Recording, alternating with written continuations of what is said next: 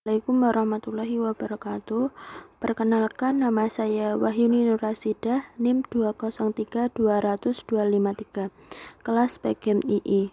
Di sini saya akan memaparkan materi tentang strategi belajar mengajar.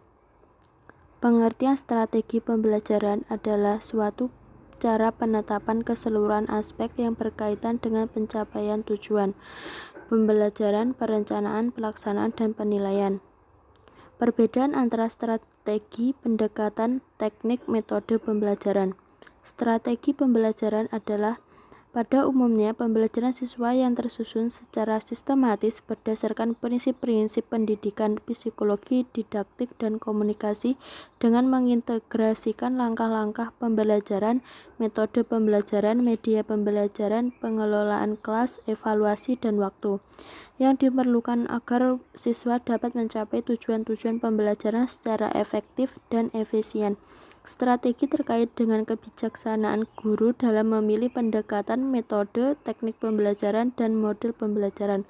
Pendekatan pembelajaran adalah tindakan pembelajaran yang dilandasi oleh prinsip dasar tertentu, filosofi, psikologis, didaktis, dan ekologis yang mewadahi, menginspirasi, menguatkan, dan melatari metode pembelajaran tertentu. Teknik pembelajaran adalah cara konkret yang dipakai proses pembelajaran berlangsung. Guru dapat berganti-ganti teknik pembelajaran meskipun dalam metode yang sama. Satu metode dapat diaplikasikan melalui berbagai teknik pembelajaran. Metode pembelajaran adalah langkah-langkah dan cara yang digunakan guru dalam pencapaian tujuan pembelajaran. Pengertian belajar mengajar adalah belajar adalah suatu proses perubahan di dalam kepribadian manusia, dan perubahan tersebut ditampakkan dalam bentuk peningkatan kualitas dan kuantitas tingkah laku seperti peningkatan kecakapan, pengetahuan, sikap, kebiasaan, pemahaman, keterampilan, daya pikir, dan lain-lain. Pengertian mengajar adalah membimbing siswa dalam kegiatan belajar mengajar.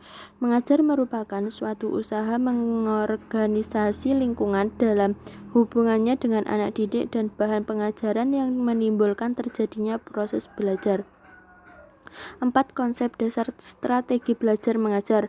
Menurut Mansur, terdapat 4 konsep dasar strategi pembelajaran. 1. Mengidentifikasikan serta menetapkan tingkah laku dari kepribadian anak didik sebagaimana yang diharapkan sesuai tuntunan dan perubahan zaman. 2. Mempertimbangkan dan memilih sistem belajar mengajar yang tepat untuk mencapai sasaran yang akurat.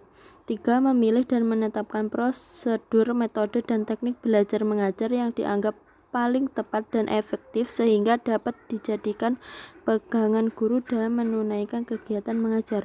4. Menetapkan norma-norma dan batas minimal keberhasilan atau kriteria serta standar keberhasilan sehingga dapat dijadikan pedoman bagi guru dalam melakukan evaluasi hasil kegiatan dan belajar mengajar. Belajar mengajar sebagai suatu sistem. Belajar mengajar sebagai suatu sistem saling bergantungan satu sama yang lainnya untuk mencapai suatu tujuan. Suatu belajar mengajar meliputi komponen yaitu tujuan siswa, guru, metode, situasi, dan evaluasi. Tujuan utama mengajar adalah membelajarkan siswa agar mampu meningkatkan kecerdasan dan bakat pendidik. Sekian dari saya. Ada kesalahan dan kekurangan, saya mohon maaf. Akhiran, wassalamualaikum warahmatullahi wabarakatuh.